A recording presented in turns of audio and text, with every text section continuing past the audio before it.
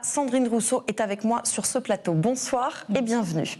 Vous avez été candidate à la primaire écolo face à Yannick Jadot, candidate écoféministe, et vous avez réuni 49% des voix. Vous avez été investie par Europe Écologie Les Verts dans la 9e circonscription de Paris.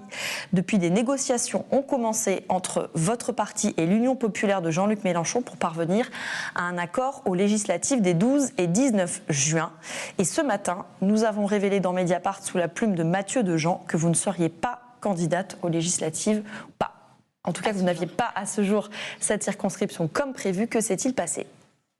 Mais je ne peux pas répondre à ce qui s'est passé en détail puisque je ne suis pas dans les négociations, mais manifestement, cette circonscription a disparu. Et moi, en fait, c'est pas une histoire de ma circonscription ou de ma candidature, c'est comment on fait une assemblée de coalition, un gouvernement de coalition qui va jusqu'à Matignon, et comment on fait en sorte que toutes les tendances, toutes les lignes soient représentées et qu'on crée comme ça un espoir, qu'on fasse se lever les gens. Moi, j'ai incarné pendant toute cette primaire une autre manière de faire de la politique, j'ai incarné un autre discours. Bon voilà, après on peut l'aimer, pas l'aimer, moi c'est pas le sujet. Le sujet, c'est que ça a levé des foules manifestement, puisque je finis à 49% de la primaire, et que là maintenant il y a vraiment un enjeu, c'est qu'on ne rentre pas dans des espèces de guéguerres de partis dont on sait exactement comment elles se déroulent, mais dont on sait aussi qu'elles sont mortifères pour tout le monde en réalité. C'est un peu quelle réaction vous avez eue quand vous avez compris que votre nom ne figurait plus, en tout cas dans cet accord ?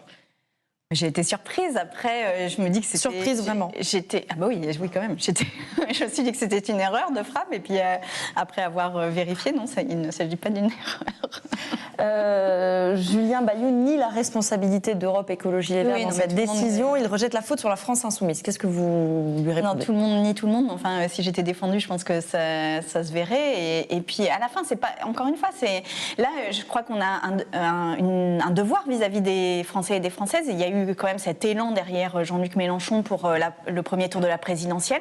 On y a tous et toutes cru que finalement, on n'aurait pas ce duel Le Pen-Macron. Puis finalement, on a eu le duel Le Pen-Macron. Après, on a fait cet effort d'aller chercher électeurs et électrices qui étaient vraiment très en colère pour faire en sorte que Le Pen ne soit pas présidente de la République. Maintenant, je dis, il faut préserver la vie des gens de Macron. C'est-à-dire qu'il faut préserver absolument notre modèle social, il faut préserver la transformation écologique, il faut aller vers une ambition sociale qui soit bien supérieure à celle d'Emmanuel Macron. Et ça se fait avec tout le monde. Enfin, je veux dire, on ne peut pas se permettre qu'il manque juste un petit bout de cette gauche-là écologiste. Je reviens sur votre cas, qui n'est pas votre cas en tant que votre cas, mais en tant que symptomatique peut-être de ce qui se passe, de ce qui traverse votre parti. Mais vous n'aviez pas été très actif dans la campagne de Yannick Jadot. Vous avez même été exclu du Conseil d'orientation politique après des propos critiques contre lui. Est-ce qu'à votre avis, c'est un règlement de compte ? Mais je pense que la manière dont fonctionnent les partis évacue de manière un peu systématique les personnes qui dérangent une sorte d'ordre, une sorte de manière de faire. Bon, manifestement, je fais partie de celle-ci, mais pour le mieux pour tout le monde. C'est-à-dire que là, maintenant, il faut vraiment qu'on gagne. Et pour ça, il faut aller chercher des gens qui vont chercher d'autres personnes que celles que les partis politiques traditionnels vont chercher. Bon, très bien.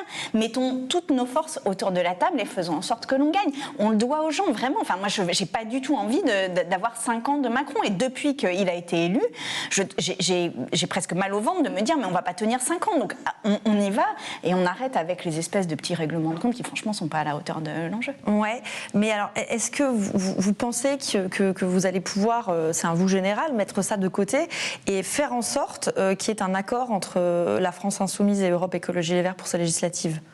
Mais il le faut. Vous avez écouté, vous avez entendu Yannick Jadot ce matin sur France Inter. Oui, et là où je ne suis pas d'accord avec lui, c'est qu'il n'y a pas de contestation du leadership de Jean-Luc Mélenchon. Ça veut Alors, pour ceux et celles qui nous écoutent, donc voilà, il a expliqué qu'il souhaitait cet accord tout en refusant que le parti s'efface derrière Jean-Luc Mélenchon. Il faut un bloc social, écolo, républicain. Cette perspective de coalition doit être très ouverte. Cela ne marchera pas derrière Jean-Luc Mélenchon. Si on veut gagner ces élections législatives, il faut respecter les identités de tous les membres de cette coalition. C'est aussi un peu ce que vous dites, en disant qu'il faut toutes les sensibilités représentées. Bien sûr, il faut une coalition, il faut même un collectif, c'est-à-dire qu'il faut montrer qu'on est vraiment solide et qu'on est une équipe qui soit capable d'aller jusqu'à Matignon.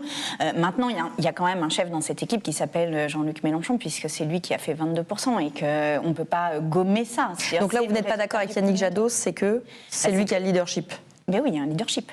Il y a un leadership. Après, ça ne veut pas dire qu'il faut effacer les autres tendances. Ça ne veut pas dire qu'il faut qu'on soit tous la couture sur le doigt sur la couture du pantalon. Mais par contre, il y a un leadership. Enfin, si on joue à ça, mais après, en fait, on donne les armes pour ne pas faire cet accord. Et moi, je ne veux pas parce que je pense qu'on le doit aux gens. Vraiment, là, je sens une colère.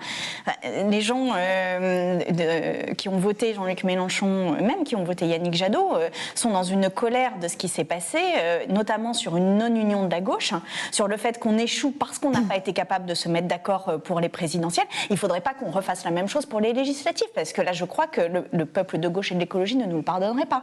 Et franchement, moi, j'aurais du mal à les regarder en face aussi. Ouais. Est-ce que ces discussions, vous les avez au sein de votre parti ? Mais oui, on les a au sein de notre parti. On a eu un conseil fédéral hier où ces discussions ont été portées. Et ce que vous portez là, ce pourquoi vous plaidez là, est-ce que c'est entendu ? C'est entendu, mais je pense qu'il faut que ça soit entendu jusqu'au cœur de l'équipe de négociation, dont je ne suis pas complètement convaincue de la volonté d'aller jusqu'à cet accord. Et pourtant, il nous le faut. Ouais. Est-ce qu'on est à nouveau face à un simulacre d'accord, un jeu de dupes ou d'union, comme on l'avait eu il y a quand même pas mal de mois, avec la belle photo sur les quais à Paris, puis qui n'avait abouti absolument à aucune union ? C'est en tous les cas ce qu'il faut éviter, à tout prix.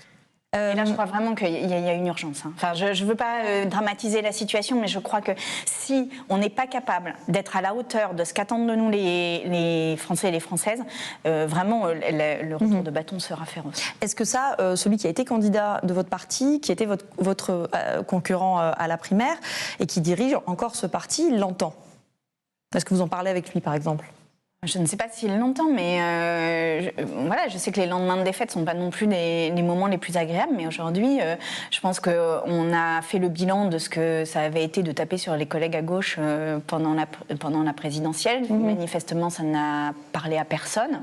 Et là, il faut qu'on sorte de ça pour parler de ce qu'on fait en matière d'écologie, en matière de social, et de retraite, de chômage, de réduction du temps de travail, de fait enfin faire cette transition massive dont on a besoin, de sortir du productivisme, de la croissance. Enfin, vraiment, les enjeux sont tellement énormes que si on croit les rapports du GIEC, que si vraiment on est écologiste, qu'on a 3 ans pour agir, on met tous les moyens pour agir.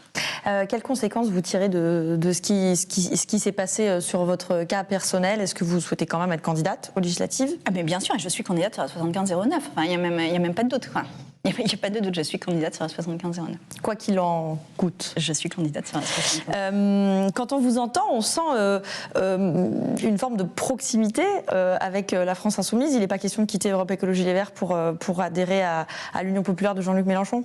Mais non, mais ça, depuis le lendemain de la primaire... Je vous pose la question. Cette question non-stop, non, mais je sais Elle se pose d'autant plus à la faveur de ce qui s'est passé. Parce que déjà, l'écologie n'appartient à personne et qu'il n'y a pas de... Voilà, ils ne sont pas plus légitimes que moi à porter cette écologie et que par ailleurs, je pense que derrière, il y a la question de la reconstruction de la gauche, que cette reconstruction, elle passe aussi par le fait qu'il y ait plusieurs partis politiques et qu'on porte des lignes qui soient différentes. Moi, j'aime le parti politique de l'écologie, c'est ma formation politique, c'est ma structure intellectuelle. J'aime cette écologie qui part de la base, qui est fondée sur du municipalisme libertaire, qui est sur quelque chose de très co-gestion, y compris sur les territoires, et que ça remonte. Bon, tout cela, par exemple, ça n'est pas complètement porté par la LFI. J'aime la sobriété, c'est l'idée qu'on sorte de la croissance du PIB. Bon, tout cela, il va falloir le porter. Donc, c'est ma famille. Et cette famille-là... voilà, j'y suis aussi légitime que n'importe qui. Merci Sandrine Rousseau d'être passée sur le plateau d'Air Libre. Donc Sandrine Rousseau, première interview de la candidate aux législatives sur la 9e circonscription de Paris.